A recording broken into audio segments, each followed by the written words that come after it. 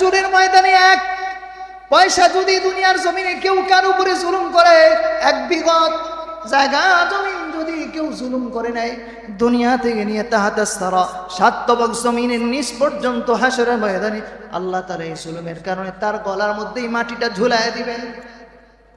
দুনিয়ায় মাপ পাওয়া সহজ।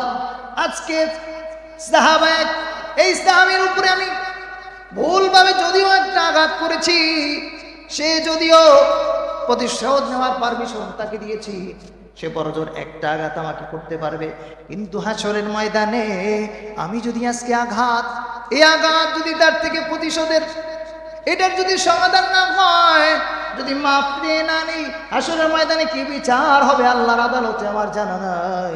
সুতরাং আমাকে ন্যায় বিচার করতে হবে। ফাহকুম বাইনান নাসি বিল হক ওয়া লা তুশতিত ওয়াহদিনা ইলা সাওয়াইস সিরাত।